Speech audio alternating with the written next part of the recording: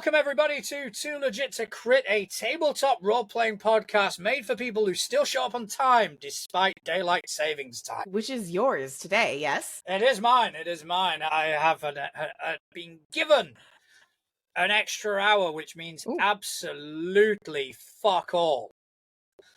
My YouTube notification just went off to let me know that Legit to Crit is live, by the way. That little horn was. Glad that it tells you. It does. It does. Yeah, so daily savings time is a bitch, yeah? It's just it's a weird holdout from an old age. Because there's something to do with the farmers. Like, the farmers needed more time to get their... I think it was to save money on candles or some shit like that. That's what I was always told. Yeah, because back in the day, there was candles. So it's like, I okay, was told it was a farmer thing. Right. See, I feel like no matter where you're from, like...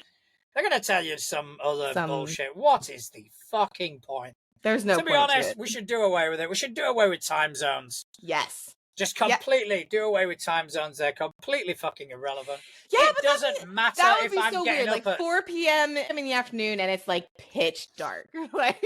But you will get used to that. You will get used to it's 1 p.m. That's my bedtime, and off you fucking pop. You don't have to we wouldn't have this fucking problem of kind of going, oh, what time is it in your part of the world? It's a fucking man-made concept, the measurement of it. So we're joking about this. We're joking about this. But do you realize how fucking badass of like a world building concept that is? I think it's a cool concept. I like it actually. I think it is a cool concept. So, midnight in different sort of places, and it wouldn't be midnight everywhere.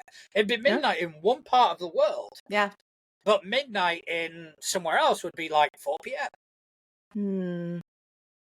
I feel like that needs to be done. I think it needs to be done. I am here for that vibe. I like it. But I don't want it in my fantasy world. I want it in my real fucking world. John wants it now. I want it now. I want it fucking here. I don't want to waste any more fucking time talking to people in America kind of going, right, shall we try schedule something? My God, don't even talk to me about schedules. I was talking to our dear friend Shannon about that. I was like, you want to play a game? She's like, yeah, you want to play a game? Like, yeah, when do you want to play a game? And we were both like, ooh. So it's like, Sam, hi Sam. Sam over in the chat spot. It almost reminds me of how China is on Beijing time. Fun fact, Spain is actually on the wrong time zone as well. What is Spain on? Spain is on, I think it's Central European, whereas if you look at where it's located, it should be on GMT. And the reason for that is a very, very fucking dark one.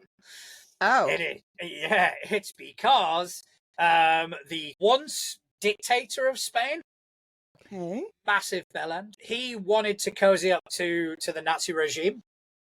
So to do that, he basically changed the time zone Spain was in. It's that fucked up. That's fucked up. Well, okay, again, like, do you realize how many fucking cool, like, game plot twists or story hooks that we could get just from history that probably not a lot of people would know? Like, you drop some shit on them and people are like, whoa, that's messed up. Like, well, that's history, but you don't need to know that. It actually really happened. There was this evil bard that really liked baby oil. Oh my God, you did not. And then boom. A bard. He's not a bard. These ideas come to me. I don't know where I get the inspiration from. Cocaine. Are you implying I do cocaine? I do not touch cocaine. I'm not implying. I'm flat out saying it. I'm the healthiest I've ever been. I don't smoke. I don't drink. Congrats. Yeah. That is awesome. Yeah. The most destructive thing I do is probably takeout food and fizzy drinks. Yeah, the most destructive, this is technically water. The most destructive thing I do is the copious amounts of Mexican food I shoved in my face last night. I did that the other day. Like Taco Bell here, we're doing like a meal for two. Like 18. It's like challenge accepted. Or Wendy's. I was scrolling through and we had game night and I was like, they have 40 chicken nuggets. 40 chicken nuggets for $20. And I looked at Connell, I was like, you're helping me eat these, right? You don't not buy 40 chicken. Listen, if I buy 40 chicken nuggets, I'm passing out asleep on the sofa and I'm missing game. And I'm not missing game. Like a lot of times when I spend, especially because the delivery services, you've got a minimum spend. Yeah. So I will kind of justify and kind of go, right, I'm going to get a 19-inch pizza, but that's going to last me like 2 to 3 days. No. No, it won't. And it normally does. This Taco Bell fucking didn't. It was like, nope. I'll have 2 burritos, please. Oh my god. And I had like authentic Mexican last night, and it was so good. It's like the only actual authentic Mexican, I think, for like an hour, like drive either direction. But I didn't get a burrito, and now I want a burrito. And you said burrito, and that's all. I'm gonna pepper this entire episode with Tex-Mex references just to make you hungry. Tap of the empanada. Oh my god, they're empanadas. So should we talk about gaming? We haven't seen you for a couple of weeks. You've been away. We've been changing our times, and everything kind of got all skew-whiff. So, what have you been doing gaming-wise? Well, gaming-wise, I've been doing a lot of things. I don't know what I'm playing tonight, and that's what's fun, is that from now on, since we're doing this on Sundays, it's like, mystery. What are we doing tonight? I bribed Connell. Half the reason our schedule got all combobulated is one of our table GMs left for vacation, and it was my turn to run, but I was going to be down half my players, but the other players still want to play, and they're like, hey, Atlas, please do a one-shot of Household. I'm going, I'm not ready, but yeah, okay, let's do this. So we did the one-shot of Household. Amazing. It was so much fun. Like, the mechanics are fun. They are harder than you think they're going to be, though, because it's those things where it's just different. Not hard like, oh, it's hard to understand. It's just your brain isn't programmed that way. Like, most pool systems that I've played or I've heard people playing, it's, okay, roll a certain amount and you add it up, or roll a certain amount and you're trying to get under or over. And this is roll your dice, and however many matches you get is what kind of success you have. Yeah. There's nothing to do with the numbers. It's just matching. And I'm like, okay. So my brain wanted to be like, oh, you got 4 or 5s. Doesn't matter. Doesn't matter if they're 5s. Like, it's just how many of them are there.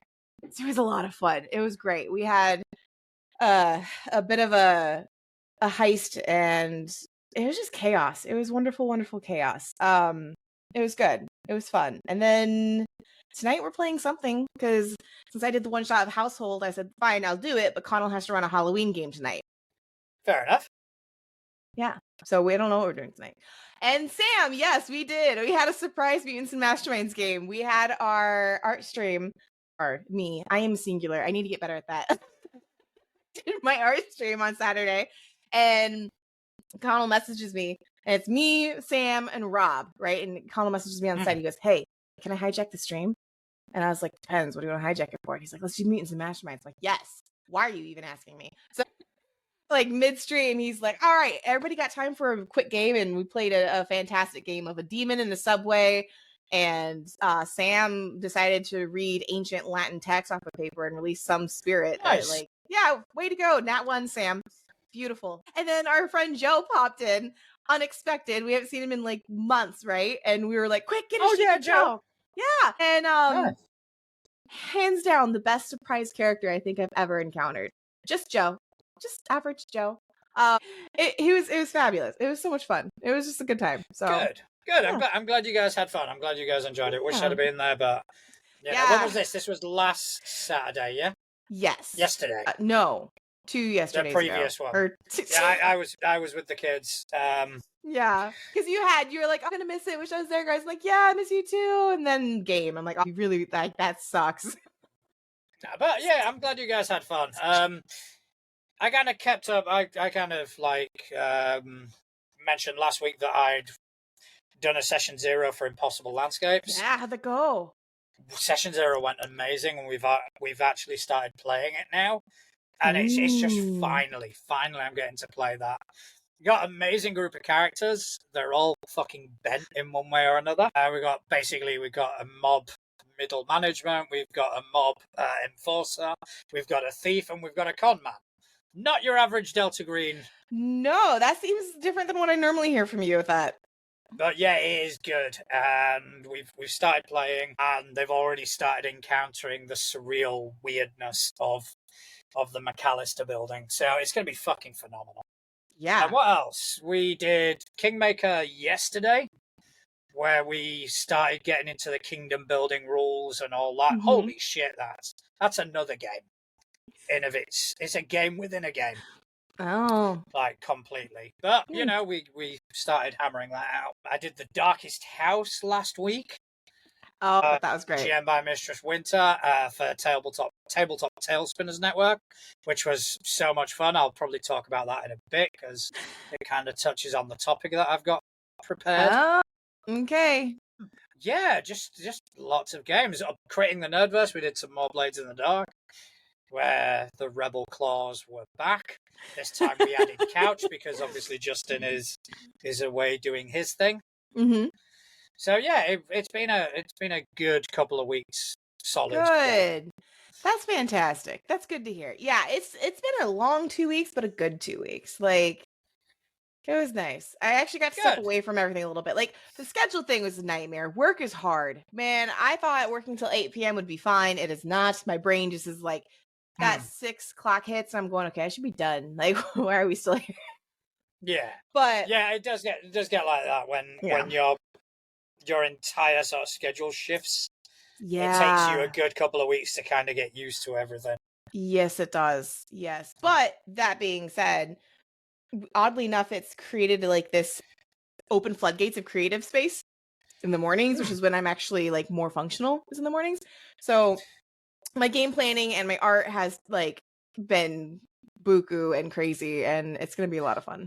I have a lot of good fun game stuff planned. So cool. Do you care to illuminate us with anything? To tease us? You ever heard of Curseborn? No, I have not actually. Talk to me about Curseborn. Oh my god. Okay, so I'm the wrong person to talk about Curseborn. It is in Kickstarter, or it's about to hit Kickstarter. From what I understand, it's the love child. I'm gonna get this wrong. I want to say White Wolf, but I think that's wrong. But it's the love child of like all those old systems. It's like supernatural, paranormal creatures in modern day. Yeah, look it up. Look it up. But everybody that's ever talked about it is like of the olden days. They're the ones that played like the original vampire and like werewolf and mage and like all that stuff. They're like, this is like the love child of like the new generation of it. And it looks so good. It looks so good. There we go. Spiritual successor to World of Darkness. Thank you, Connell. So Connell has just joined in the chat. Hey, Connell, how's it going? But yeah, it looks so good. And thank you. That Connell is planning on playing that for our home game at some point. But I was fangirling about it with Shannon. And so now Shannon and I are like, hang up, man, should we do this? Like, we should do this. So there's been like inkling at that in the beginning, but it looks phenomenal. There's actually, if you scroll all the way down, there's a quiz you can take. Damn, this is the quiz, by the way, that we were telling you to take. And it tells you like what creature you are based off of your personality. And I got a creature that I was like, well, that sounds lame. And then I looked it up. I'm like, okay, it's actually pretty baller. So check out Curseborn. It looks so cool. And for me, like, I love the like 80s, 90s grungy paranormal vibes of just media in general. Yeah. So when I saw this, I was like, this makes me happy. This is nice. No, I mean, because I know Connell definitely likes those older editions of World of Darkness. So, I mean, that probably fits right into his wheelhouse. Yeah. So I'm excited for that. But there's that. There's Household. I'm looking into some other things, but I can't talk about it yet.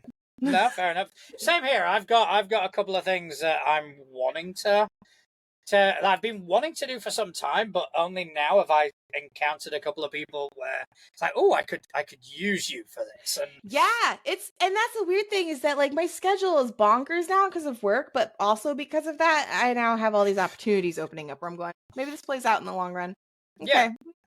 Yeah, same here. And making connections and just feeding off the people in this community and speaking to them and just coming up with these slightly malicious, feeding off the people in this community. Just suck them dry.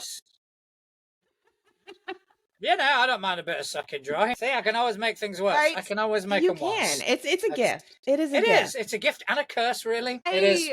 Oh, sun went down. No, I just want to play games. Like, I just want to play games and have fun and meet people and like have a good time. That's all I want. Yeah. No, I mean, same here. Me too. And it provides me with the respite I need. Yeah. Because I'm going to be honest, this week has not been the greatest week for me. Oh. But having these games, having these like going to our friend Chris's on Wednesday with Couch and with Daryl and just playing Impossible Landscapes when I'd had some bad news the day before. It was like I just needed this. I needed this this moment, just to kind of focus on this and have laugh, and crack jokes, be wildly inappropriate, and play a game that is meant to be horror but is becoming more and more slapstick by the day. But it is, it's what you need. It's what we need. And that's why it takes priority over recording. It takes priority over everything. Gaming comes first. Absolutely. And that's the thing too, is that like, I love the community that I found in like mainly Threads. That's kind of where I hang out, because it's, everybody's trying to make something of themselves and be professional about it. And I love that. But like at the base core of it, everybody's a gamer of some sort. Like, Sammy's just, been playing with us for the last month, I think. She's a gamer now. She plays. Like, and it's one of those things where we all have that thing in common where we enjoy playing the game. And being able to surround yourself with people like that, and like you said, feed off of each other. It is. But like it's such a good feeling. It is a good feeling. It's good. It's healthy. But we all need it. Speaking of Threads, the first topic I kind of wanted to talk to you tonight. We are kind of getting to the spooky season, so I thought about traditions that you may have, or superstitions, as it were, when it comes to gaming. So have you got any that you can mention? I do that I can mention. Yeah, I have a few I can't mention, but I do have a few that I can. Yeah, you just I won't say it. You were thinking it. So you roll dice with your finger blasting hand. Can neither confirm nor deny. No, these little suckers right here. I thought you showed me your fingers. No, I may never roll this dice. And it may not even be this dice, but this set was my very, very first set that I bought for a character. Like, so I have a dice from that set with me no matter what. So that's like a more sentimental one. The raging one is that before every game, I'll take my whatever dice it is that I'm rolling in the game, and I roll it. And if it's a high level, or if it's not even like, so for D&D, for D20, if it's a 20, if it's a successful roll, it's a successful roll, I refuse to use that dice and I get a different pair of dice, because if I roll in game with that successful dice, my rolls will be shit the rest of the night. That's interesting. So if it's just a average to low roll, I'll keep the set and I'll play with it. So fair enough. Yeah. Connell in the chat has just put one that I do as well. It's when you're rolling dice, I have to have them resting with the highest number up. So if I get my D20 now and I roll it, once I finish my roll, I will just make sure that I change it, as I'm doing now, to where the 20 is, and that's where it'll face. And then when I pick it up again, I roll it, and then I'll do it again. That is just a habit thing. Carlos says they need to charge. Yeah, I think they do. See, another one I have is I've got different stashes of dice depending on the game. Okay, that's fair. So that's fair. When I'm playing here in front of the camera, I've kind of got my trusty dice box. Yeah. I've got the dice that my kids got me, and I've got my big dice box as well. But if I go play Kingmaker, I use my Cryptic Crits dice. I love my Cryptic Crits dice. If I play Fabula Ultima, I've got a dice caddy. If I play Delta Green, I've got another stash round at our friend Chris's. So I never use the same dice for the same game. That's interesting. For a different game, sorry. I have like a chest of dice with sets in it that I'll variate through. These are my metal. Like I keep all my metal dice in like one, and I keep my household dice now in a really pretty like holographic cup, or iridescent holographic. And then like my horde dice, I've got this little like dice tray of this dragon around it, and that's my Cthulhu and my crits dice. These guys. Yeah, your Cryptic Crit dice are nice. They're so nice. Like I keep wanting to buy another set, but I don't. Okay. I keep wanting to buy another set, but I don't want this set to feel like I don't love them anymore. And that's what I was going to say about, like, I can't move my dice to face up, because then I feel like I'm forcing them to be a number they don't want to be. And then they're going to get pissed at me, and then they're going to roll bad because I made them be high. Like, I give inanimate objects emotions, and I shouldn't. No, that's a certain inanimate objects shouldn't have emotions because the stories they could tell. Right. Yeah. No, I'm creating problems for myself. So I posed that question in threads as well. So I do have a few responses. Okay, let's have a look once it loads. This one is from Eric over at Crossing the Nerdverse. He says, "You switch out dice if I get a lot of bad rolls. I also travel and gamer with a lot of different dice for this reason." So do you think if you're having like a cold night, do you think it's because of the dice, or do you think it is just because of you? It depends, because it's been both. Because there are days where I'm like, I am rolling shit, and there are days where I'm like, this dice can go to hell. I think it really depends on the vibe. Like, I don't know. I don't know. I don't normally switch out dice. I was totally against it. It's like, that's dumb. There shouldn't be dice jail. The dice isn't gonna make a difference. And then one day I was rolling bad enough for long enough that I was like, it's one of my friends, I think it was Scott, was like, here, try this one. And I rolled with his dice. Perfectly fine. I was like, I honestly, I think I used to, but then when I started playing online a lot more often with digital dice rollers where you can't swap them out, I just kind of untrained myself to think that way. So if I'm rolling like shit, it's like, yeah, I'm cold tonight, guys. It's not working. What gods have I pissed off? Release the universe. It does work in my favor because if I'm playing my Abomination Vaults game and I'm rolling like shit, my players get scared because they know that is going to turn, and it turns so fucking drastically. The universe balances itself out, and that's when I start back-to-back natural 20-ing. So the moment I start rolling like shit, they're going, "Ah, for fuck's sake. Let's save our hero points."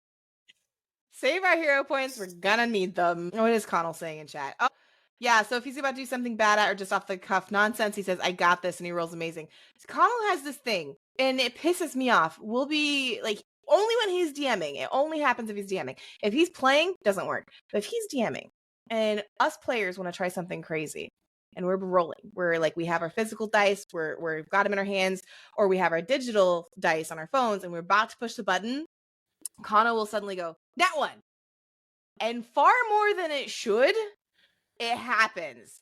It's gotten to the point we start throwing shit at him before we start rolling our dice, or like he'll go to open his mouth like that. Like, no. I do something similar, but instead of that, I'll say something like, "I believe in you. You're gonna do this," and on that one. Okay, note to self. I don't believe in you. It's like, you got this. You got this. I believe in it. When I'm GMing, it's so fucking funny. Well, I mean, works. But yeah, I mean, I did have something else. Kind of leaning on something that Connell said, where it says he's about to try some bullshit, like something I'm bad at or just off the cuff nonsense, and I'll say, "I got this." He rolls amazing. Again, I'm the opposite. At one point, it was I stopped describing what my character would do before I rolled, because I would kind of come up with this really elaborate, and then I run and I do a backflip and I cut them in twain with my sword, and that's when I'd fuck it, and it'd be like, No, you don't. The amount of times I've done that to my players. All right, so I want to do this and this and this, and I'm like, no, you don't. Sorry, but you don't. I can't. I've got to do it after the roll. The whole fucking Batman thing I did where they jumped off a fucking roof and twisted their... Yeah, that was good. Like, motherfucker. It's like, it serves me right for rolling when I didn't need to. Yeah. All right, so we got another one. Let's have a look. Let's see what else we got. Okay, so Curly Insane Guy. Curly says, agrees.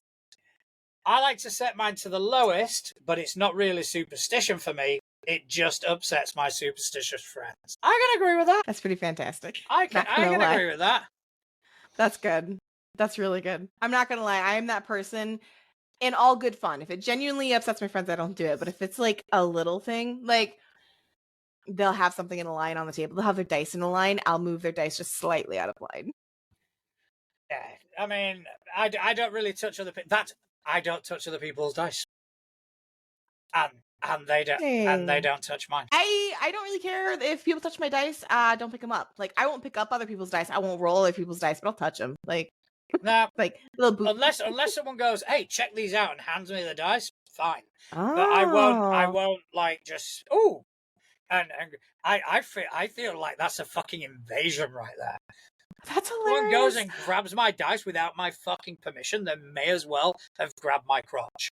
Yeah, no, you should not grab other people's dice or other people's crotches, but like, It's like, this is the only time that I boop the dice is like if they're right next to me, their dice are on the table to the point that the dice are in front of me, and then I'm like, it's in my playing space, it's fair game. like I mean, Connell in the chat has put that it is kind of gamer etiquette, and it is. He's 100% right. It is gamer etiquette, and don't touch my character sheet.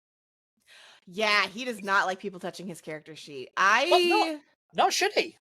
I don't think I've ever had to worry about that. Like, nobody touches my character sheet. Like, that's not a thing. The closest thing I got to that was we were playing at a table where the player, not the character they were playing, but the player was angry that they weren't, I guess, outing a secret in game. So they went through the character sheets and they looked at everyone's character sheets and all the secrets on the character sheets and stuff. And for me, like, that is so far in the wrong that I'm just like, excuse me? Like, that's toxic.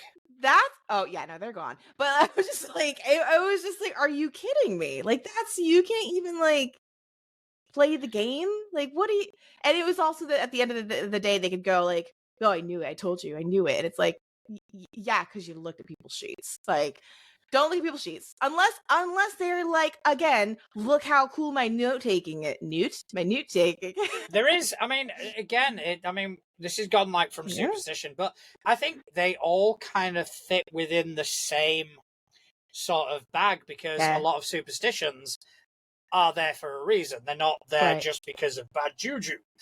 Right. You know, don't walk under a ladder. There's a practical fucking reason to not walk under a ladder. So it's a similar thing. So it is kind of like an etiquette sort of thing. Don't concern yourself with other people's characters unless offered that information. 100% now. We've also got the counseling DM who has put, gotta roll the D20s before session start to see which ones are rolling high. Yeah, see, that's if they roll high, I don't play with them. Like, no. No, again, because I think it's me as opposed to the dice. I don't know. Again, that could be the casino worker in me. Probably. You know, probably. If on a roulette table someone's hitting the same number, they'll swap out the dealers. They won't change the ball. That's true. So that is true. So meanwhile, I have my dice with emotions, so it's obviously the dice, not me. So if I'm rolling low, it's me. I'm the problem. So I have to modify my roll. I have to roll at a different speed or from a different height or something like that. That's kind of the way my mind works. I think the most bullshit roll I ever did was I rolled my dice for far too long, hit the table far too hard. The dice bounced off the table into the DM's kitchen, and we all, because it was one of those rolls where like the game depended on this roll. We all walked into the kitchen, and it was like on the ledge of the staircase going into the basement, and it was a nat 20. And I was like, that was the most bullshit victorious roll I think I'd ever roll. It was like, what odds? It was awesome. Yeah, but then I'd kind of go, has to be on the table. Sorry. Yeah, I know, and that's what most people do. But it was so epic that he was like, "No, we're counting that." Connell in chat has written, if we want to get into ritual, he has to be in a room by himself for a few minutes to mentally prepare for the game. That's fine. He does. Yeah, that is that. I mean, a lot of these things I do as well. I'll take a minute. And I will kind of visualize the game and visualize the sort of beats that I want to hit. And how I'm going to hit them. Yeah. Before I start the game. I just have to be fed. Like I do mentally prepare myself before game, but like a hungry Atlas is not a good thing. No, that's fair. I don't snacks. I mean, obviously, I eat a lot of fucking snacks. Right. Well, no, I mean, like when I'm playing a game snacks are fine. Like when I'm DMing, I have to like full meal feed myself before I run. I don't know what the difference is. Maybe it's just because like the energy level or the stress level. I don't know, but like. Well, if you're, I mean, I would hazard a guess and say probably when you're GMing, you don't snack as much because your mind is kind of constantly. Mine's constantly going. My mouth is constantly going. I can't be like, hey, you turn the corner, nom nom nom, and then you see nom nom nom. Kind of kills the vibe a little bit. Yeah. So I mean, yeah, I do. Yeah, Atlas used to always see me in the room and be like, "What are you doing?" Again, it's a fair thing. To be fair, I didn't know that's what he did, and usually he has his phone out, so it would be like we're all hanging out, chilling, talking, everything's fine, and then suddenly Connell's gone, and I'm like, where did he go? And he's not in the kitchen, he's not in the bathroom. I stick my head around the corner, and he's got his phone out on his bed, and he sits on the edge of his bed. I thought like something horrible was happening. The first time I saw him do it, I was like, "Are you okay?" Like, I'm sorry, but what if he's fucking masturbating? I mean, close the door then. Well, it's like, excuse me, do you mind? Now that I know that's what he does, like I don't even. It doesn't bother me. It was just like, finish. And then that's why I never touch his dice. That is the superstition. Yes. Yeah. Gotta get those. Yep. Nice and sticky. Yeah. No. That did feel wrong because it was the dice that my kids bought me, so that felt wrong. Oh my god. That felt horrible. It really did. Some jokes are not good, kids. Speaking of which, I really want to play. Kids on Bikes just had that new expansion drop. What was that? Or it's about to or maybe it just did. Kid. Hang on. We need to. Okay, this feels like a Google. This feels like Kids on Bikes. Is it the broomsticks one? That was been out a while though. Okay, so then is it the Capes one? There's Kids one on Brooms. Yeah, Kids on Brooms has been out. Kids on Brooms has been out for a while. I felt like something was coming out. Maybe it was I don't know. Maybe not. I could be losing my shit. Kids on Bikes is fun though. I haven't played it yet because like I don't want to buy it before knowing more about it, and B, everybody that I've talked to is like, it's so much fun, but nobody can tell me how the actual gameplay works. Okay, so the gameplay is quite simple. Okay. You've got stats. Each stat is represented by a dice. So your strongest stat is a D12. Then everything else kind of goes down. D10. Okay. So your weakest stat obviously is a D4. So if you roll, it's a kind of a fail forward sort of thing. So it's not a case of, oh, you fail, fuck off, and nothing happens. If you roll and you fail, something happens. Something bad happens normally. But every time you fail, you get I think it's called a courage, or you get a metagaming economy sort of token, which then you can use 1-for-1 to improve your dice scores. Interesting. Okay, because like the last few people that I've talked to, they're talking about how fun Kids on Bikes was. I'm like, cool. What's the rolling mechanic? What's the game behind it? And they're like, well, there's not really literally nobody could tell me that. What you just said to me, nobody could tell me. And I'm like, there has to be gaming in it. Like, I understand it's more RPG heavy. I get that, but like, there has to be some sort of game attached. Yeah, there is. There's, Gotcha. That's cool. Obviously every kid has not necessarily an ability, but they do have a boon or a trait which helps them. When you're rolling against this, or when you're rolling in these circumstances, you can add a +1 or you can add a +2. So, it's not just a case of, it's not like an OSR game where everything's very much as is. There is some nuance to it. Yeah. Not a massive amount. Don't expect D&D, don't expect Pathfinder. Well, no, yeah. It is very much a narrative sort of game. I want to try it, but it's good. If you want to see how to know we've never recorded it. Fuck. Yeah. Sorry. I know. You played it, but you didn't record it. No, we didn't record it. I was just about to go, hey guys, if you want to see how Kids on Bikes play. But yeah, we never did. He's about to do that shameless that was like Household. I was gonna try and explain to people how it runs, and I was like, yeah, we just played it. Never mind, that was at my home table. I will be playing that. Actually, we will be plugging in games on Saturdays for that. Yeah. And similar thing, like it's very there are mechanics. Like the rolling is very important, but it's so funny because like your stature in society is far more important than if you can hit something with a stick. Which, I do kind of appreciate those mechanics. And I was having a massive in-depth conversation on Saturday with one of the Pathfinder Lodge sort of members about why I don't like it anymore. And, I'm not going to go into that because I feel like I've done it to death. But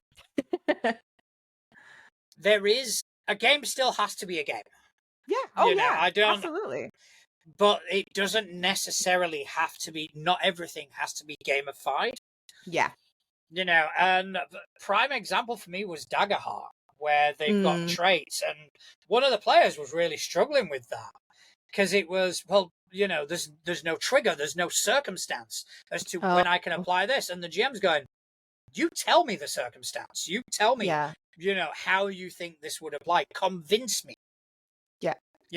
Lay down your argument and I will tell you yes or no. And it's the same with like Blades in the Dark. The player chooses what to roll. But it has to be, okay, so you want to roll Prowl. Why do you want to roll Prowl? Mm-hmm. Because of this. And 9 times out of 10, the player sees it in a very different way to you as the GM. And that's what I love about Household is they do the similar thing where there's fields. There's 4 fields because there's 4 suits in a deck. Right? And in those fields are different skills. And you can mix and match them. You pick one field and one skill, and that's what you roll. And you roll according to how many suits in that deck you have. And that's, you try to get matches. And anyways, going to get into that later. But the players kind of tell me what it, like, obviously as the GM, I'll be like, hey, roll me this. Because I need to find out if you know this one thing that I like that's specifically in the game. But 9 times out of 10, I'm like, hey, I'm going to let you know you're going to roll what would be known as perception roll. You tell me what you want to use as your perception, though. Because one character was like war and street, right? Another character was like society and like survival. And another one was like bonkers. It was absolutely insane. I think it was like charm and something else. But but then they would tell me why.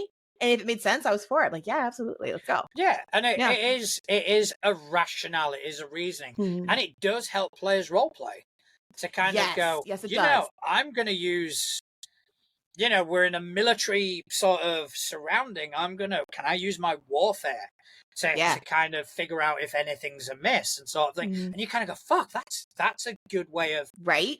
That's a good way of sort of angling it rather than just having a static roll perception.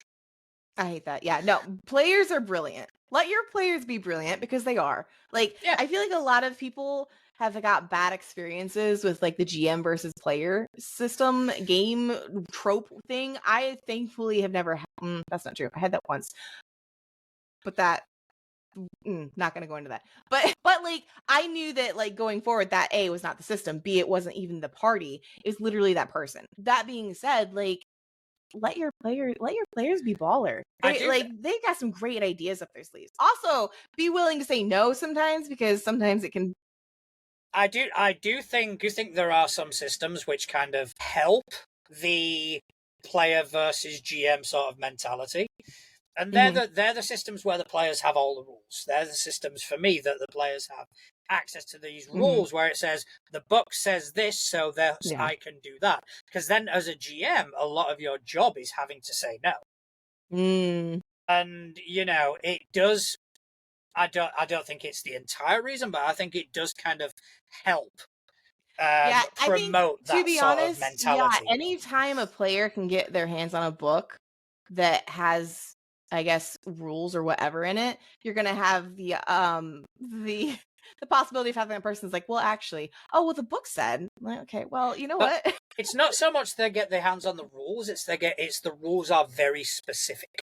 Right. The rules are very much like, you get any sort of, let's say a reaction in Pathfinder 2nd Edition, you have a trigger. Yeah. What has to happen for that to be for you to be able to pull this off? We had this situation in Fabula with that, actually. We were playing a game of Fabula, and it wasn't like a bad situation. It wasn't a toxic situation, but in the end of the game, we had one of the players go like, oh, well, the book said. And I'm like, I love Fabula, but Fabula has rules in it. Fabula has very specific, this means this means this means this. Fabula has that sort of element to it that is very akin to Pathfinder and akin to D&D, where there is a level of system mastery that you need to kind of go, okay, this works with this, and this kind of builds this, and thus I am creating the better character. Yeah. But in Fabula, I kind of give it a pass because of its inspiration of it being from the JRPGs, which that's what you have to do. Yeah. So, it makes sense for Fabula. Yeah. Yeah, I'm building a fucking amazing character. I know you are. Madonna. I'm looking forward to seeing that again. Yeah, she's just going to get more and more batshit insane. As she should. Squishy as fuck. She's going to need protecting because she is. No. She ain't strong. She is not strong. She's not yet either. She's a glass cannon. She is 100% a glass cannon. You know, just to do that level of damage, but at the same time, anyone sneezes on her and she's gonna fucking drop like a sack of shit. I'm trying to. Have I ever built a glass cannon? I don't think I have.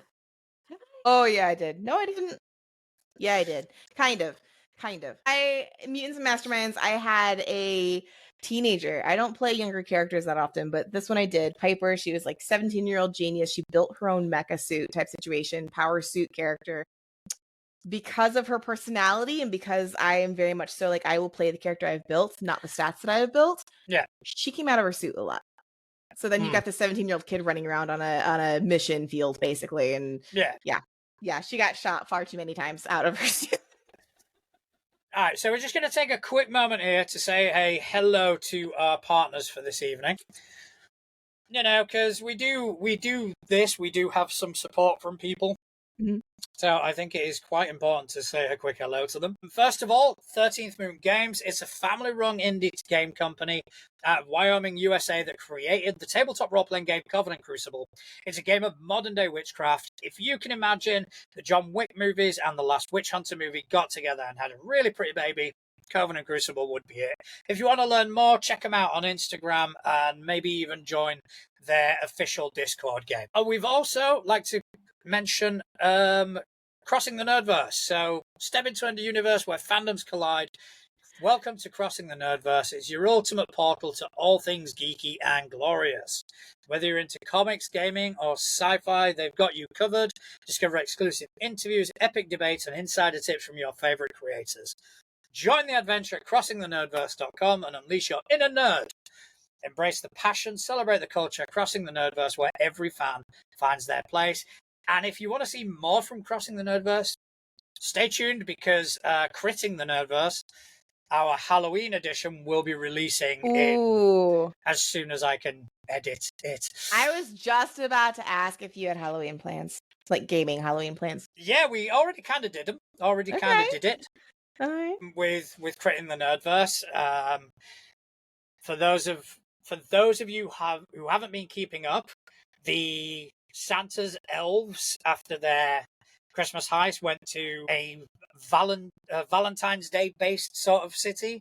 They did a heist there, and now there's a Halloween twist on it. Which I love that. I love season games. I'm pulling together Mutants Master's game that is actually based off of seasons and holidays and shit, and it's turning out really good. But cool. And also later tonight, because I fucked up the scheduling, we are dropping our latest episode of Inmates. Yes. I think gosh, we're close to filming the mid finale, the series finale, season finale, something. I think that's coming up. That's gonna be next week. I think we're gonna be recording that. I think so. So yeah, we've got one recording next week and one the following. Yeah. But is that next week already? Check out Inmates. That is next week. It's gonna be it is phenomenal. A lot of character development in this one. Yeah. Team Crash. Everybody's Team Crash. Everybody's Team Crash. So when we started talking about mechanics, the other topic I wanted to kind of broach tonight, because of the season we're in, I think we've got to do it. What? I don't want to talk about games so much as opposed to mechanics. Okay. What are your favorite spooky mechanics in games? So you have to make me think about that. You go first, so I can I'm sure think. people in the chat will be able to afford us some suggestions because spooky mechanics. Yeah, mechanics that are designed for not necessarily horror games, but to add a horror twist into games. I mean, like for example, this is just off the bat. Delta Green and Call of Cthulhu's sanity mechanics, for example. Okay. You know, that bad shit happens, you have to roll sanity to represent how well you're holding it together. And in Delta Green, I can't really speak too much for Call of Cthulhu because I haven't played it that frequently, but in Delta Green, you start with a sanity score and you have a breaking point. I don't think I've ever played a game with a specific mechanic built for the suspense or the horror. Now, granted, I've had DMs that have taken normal mechanics and twisted them into stuff that I'm like, holy shit, this is nerve-wracking. Like will saves in Mutants and Masterminds. Shout out to Connell for fucking turning those into disgustingly horrific things. Because you'll think you're fine because there isn't a meter. There's not a like, oh, I made or failed that. He'll ask for will saves throughout the game, and you'll think you're fine. You'll think you're fine, and then at the end of the game, you realize you're not fine, and you have not been seeing things correctly, and you just accidentally murdered someone. Like, pisses me off. No, but I mean, that's the sort of shit I'm thinking of. That's it's like the unspoken rules. Like I've not played enough suspenseful games where they have mechanic you can actually see like a chart or a skill or a scale, but like any game or GM that can pull off something that is normal and twist it into fucking terrifying, hats off to them, because that's brilliant. A mechanic I really enjoyed was when we played The Darkest House last week. Oh yeah, please tell me. So The Darkest House is a campaign by Monte Cook Games, and it is designed for you to get any character from any campaign from any system and literally drop them in there. Love it. And you play with that character with just a very different dice mechanic, right? Okay. So whether it's D&D, whether it's Pathfinder, whether it's Delta Green, whether anything, we use Monster Arts, but it can be anything. Yeah. Your character has a rating. So I'm assuming, I haven't read it, but I'm assuming that the rating is dependent on how powerful your character is. So like a level 20 character from a D&D game would have a higher rating than a Delta Green agent, for example. Okay. But so the mechanic is simple. The mechanic is very straightforward. You roll 2d6 and add your rating. That's it. If your rating's 4, 2d6 plus 4, and that determines success or failure. However, there is a third dice, which is a different color. When you roll your dice, the 2 dice that you do for your rolling, if the third dice is higher than either of those, the house gets to act. I love that. Because the house is working against you. So I'll get my 2 dice. Let's say the blue one is the house dice. And I will roll. In this case, the house acts. And something will happen. There'll be an event.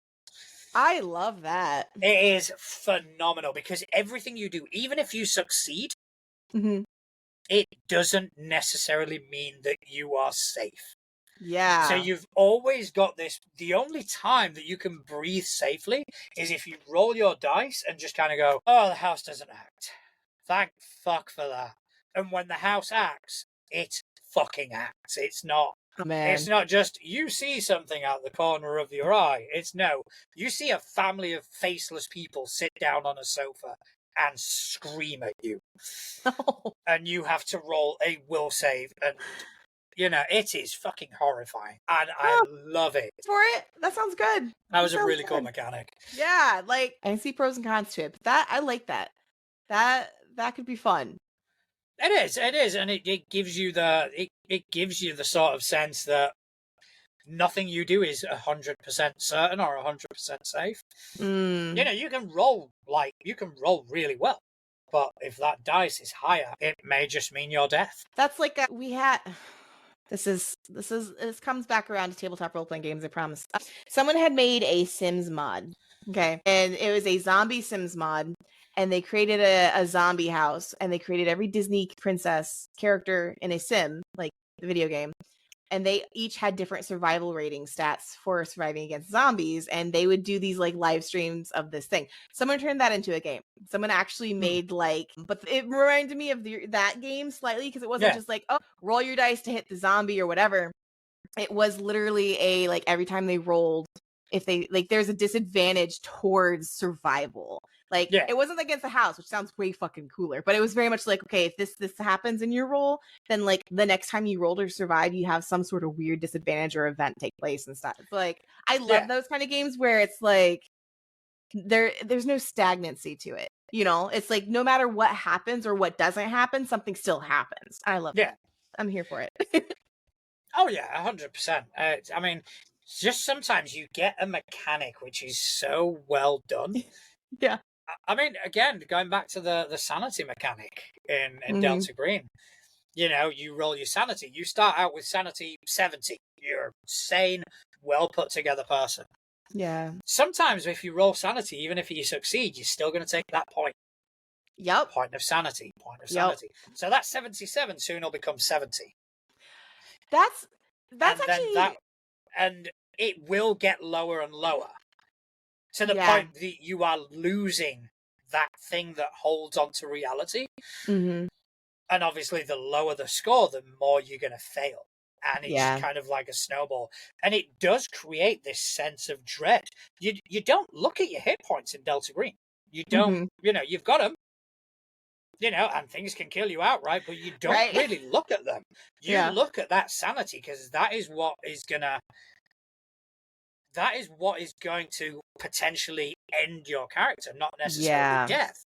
But, if your sanity reaches 0, your character belongs to me. And I feel bad for anybody who has to take care of my characters. We joked about that one time about how like you can lose characters in different games and stuff. And I remember speaking to a friend who was like, I never want to take who was it? It was another player at our table who was like, I never want to play a game like that because if I ever have to control someone else's character, I don't want that mess on my hands. I was just like, accurate, very accurate. That's kind of like my absentee rule. So in a game, because I was playing with casino workers, and their schedules and my schedule, because I was working there at the same time, all over the place. So it was like, so we're gonna basically implement Scar of Destiny, which means if you're not there, there's no questions asked. So we'll just carry on. However, if you opt to get NPC'd by somebody, your character is fair game. Mm-hmm. If you say, look, no, okay, Dave, run my character. Cool. Any protections that your character may have are gone. Yeah. If that character dies, he dies or they die. Yeah. Because you were given a choice and you decided to. And it happened. It actually happened at the game where somebody was running someone else's character and they got them killed. Yeah, I gotta find out a way to deal with absent players because it doesn't happen often, but it's gonna start happening more often. And I don't like the way our table's handling it now.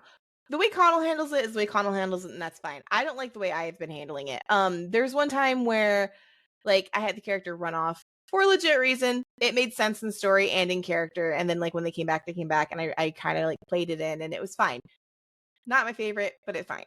And then the other one, it was like it was there. Like that character was there, even though not really. Like we just kind of pretended they were along for the ride and like whatever. And again, it was like, I just don't like it. I don't want to like play someone else. Like I don't know. Like I don't know what I want to do with it. There is I'm just trying to bring it up now. See if I can find it on D20 PFSRD. So many ads. So many ads. Ads Click from away. hell. So many ads. So this is one that we learned about when we were playing back with in our first game. Okay. The GM said, a deity has come down and they have given you this. And that Pathfinder in first edition had what they called metagaming artifacts. And this is the one that we were using. It is great. And I've kind of taken to using it in a lot of games where I know people are going to be in and out, as it were. Yeah. So let me bring it up. Okay, so it is the Scar of Destiny. Oh, all right. Okay. And has no knowledge of where he was, only a vague idea of how much time has passed. Such individuals typically reappear near others who bear the mark. So basically, it was an in-game reason for people to not attend, and I thought it was a really nice touch because it is written by Paizo. Not against that completely. No, it is. I thought it was fantastic. I thought it's a really. There was another one about like metagaming items. See if I can find them. Well, I mean, even just that specifically isn't a bad idea because like the player that I'm about to start lose more frequently is a paladin, so that would kind of make sense. Like, so they had 4 metagame artifacts. The Scar of Destiny being one. The figurine of the concealed companion. In its natural form, the figurine of a concealed companion looks nothing more like a fist-sized hunk of distinctly coloured clay. And that was to avoid players having to always account for their animal companions. So you could just kind of go, right, my animal companion's here, and it's not. Again, it's a metagame artifact. Interesting. I'm let's find something like that. What else was there? Hourglass of Transfiguration. Whoever breaks this crystalline hourglass blacks out for 24 hours. During this time, no power can reawaken her, as she is gradually swapping places with another version of herself from some other place. A parallel dimension, an ideal concept of the gods, an impossibly distant time, or the like. If a PC breaks the hourglass, that PC's player may completely recreate her character, rerolling statistics, changing race and classes, altering feat and skill selections. So again, if you have a, we've all done that where we've built a character that we thought was going to be awesome and then kind of gone, well, this is shit. Yeah. Yup. And then what else did they do? And then the last That is why I'll probably never play a monk again in any game. No, that's fair. And then the last one was the Sliver of the Amalgam Mind. I think that is to allow players to kind of have knowledge of things when their characters aren't there. Gotcha. So yeah, I thought these things were quite cool. Especially, I mean, obviously we always use the Scar of Destiny. Yeah, I like that a lot. That would work in character, in out of character. You just said something about like because people have an idea of what's going on in game. That is the downside of any time like a player bails. Is like, okay, so now you got to catch them up on everything that just happened last session. Yes. Which most of the time I have the characters do in person. Or in character. That's usually how I do it. I've had a couple of times where it was so vast that I was like, I don't know if I let the characters recap it would take the whole session. It's like, I mean, for Impossible Landscapes, I've kind of just implemented a rule of if we're not all there, we're not playing. We'll play something else. There you go. The reason being, because it is so shifting. Yeah. That if you miss a session, you'll be lost. And no amount of explanation and no amount of recap is going to give you the same experience. Exactly. So that's why we've got our Blades in the Dark campaign as a backup. So if 3 people turn up and 1 can't, right, fair enough, Blades in the Dark, let's do it. Yep. And that's almost where we're getting at with my table is that most time I'll run anyways. It's not a problem. Yeah. But lately, just because of how the story's been progressing, it's getting to that point where it's kind of like, okay, you can't bail when you're in the middle of combat and then expect us to go on without you. Like, we could, but then what the hell, man? Like, so I am actually thinking about like Household being my filler game. Yeah. We'll see. Everybody loved their characters enough. They're like, can we keep these? Like, that was supposed to be one shot. One thing I found with especially Pathfinder doing like players jumping in and out is that it did unbalance combat massively. Oh, so if you had a combat that went over 2 sessions, one player was there for part of it, but then for the or not there for the first. When they came back, obviously everybody else has already consumed resources. They've had, they've been hits, anything. Whereas this, all of a sudden, comes this wizard full of spell slots and just decimates everything. And my God. I figured if I were to do that again, I'd have to find a way to mitigate that, or just kind of say you'll be in when the combat finishes. But or you're halfway out. Like take it down half your resources. Even halfway through, even after combat, if they're halfway through an adventuring day, everybody else is burnt out, and all of a sudden, I can guide us home with my magicalness. No, you fucking can't. So I would have to find a way to mitigate that. Yeah. Maybe, I mean, the one reason I never implemented it, and I probably won't, but one thing I decided would be just roll a percentile dice. That's how many resources you lose. See, I don't know if that would go over well. At least with my table, because I feel like... But these are the things that you discuss before the campaign starts. Yeah. And kind of go, this is the rule. It's fine if you can't make a game, but when you come back, you're rolling a percentile. If it's 90, fucking... tough shit. Great. Yeah. If it's 10, fucking great. Great. But it will kind of balance things out slightly. Yeah. Yup. And I hate it because, like, my campaigns, no matter what system, it could be the crunchiest system ever, my campaigns are very story-driven, very character-driven. Like, my players make the story. Yeah, I've got, like, the real-world story going on, but, like, they are driving that story. when I have players that miss so much, which I don't. Honestly, they don't. They actually are very, very, very loyal table. But I just have one. I have one that is starting to like fail a lot. And I'm like, dude, like this wasn't like I'm a random adventurer going together with a party of adventurers. Like each character has such an important part of the story that it's like I don't want to like make yours less important, but you know, it's kind of like when you're not there, when you don't know what's going on, like how do you balance the fairness of making sure that person has fun and also like, hey, the other people should be like not suffering because you're not there. No, I think there has to, I mean, not in a punishing way, but I think there has to be a cost. Yeah. For not showing up to a session. Yeah. I agree. Not necessarily as punishment, but no, you know, but to balance the to balance things the scales. out, and yeah, you know, like no, I agree with you 100%. Because if not, every time you have a long rest, miss the first couple of sessions, then come back and save the day, sort of thing. Yep, absolutely. But anyway, I think that's about all we've got time for tonight. All right. So, you know, it's great to see you. It's great to have you back. Yeah, it's good to be back. It's only going to get better from here. I'm super excited. A lot more gaming, a lot more art. It's going to be fun. Yay, more gaming. That's what we need. Yes. So do you want to tell people whereabouts they can kind of find you on Tinterwebs? Yeah, Threads is where I hang out. Instagram is where I post a lot of random shit, and TikTok. And it's Atlas Ursa. Atlas like the... Wait. Atlas like the Titan. Ursa like the bear. I almost said Atlas like the bear because I've been doing that in WoW like all week. Like, I'm a bear.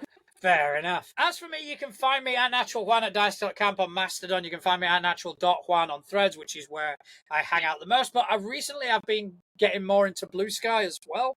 I'm too legit to crit on there. I'm also too legit to crit on Instagram, on Facebook, on YouTube. I'm behind most of the social media, so if something social media. If something happens and we piss you off, it's me. It's John. It's not Atlas. It's me, and I thoroughly enjoyed doing every second of it. But, you know, I also want to thank everyone in the chat that's come along to join us. Mm-hmm. We know it's the time of the change of time hasn't been massively easy because over there it's like midday for you guys. And right, yeah. People got shit to do. People do things. We really appreciate you kind of joining us and, you know, keeping us company. If you like what we do and you want to see more, give us a like, subscribe to our channels, follow us on the social medias, tell your friends about us, do whatever you can to kind of support and help us grow because we love the community and we want to grow with it. But most importantly of all, I want to thank each and every one of you who's taken time out of their busy day to listen to two idiots waffle on about tabletop role-playing games. Thank you very much. Good night.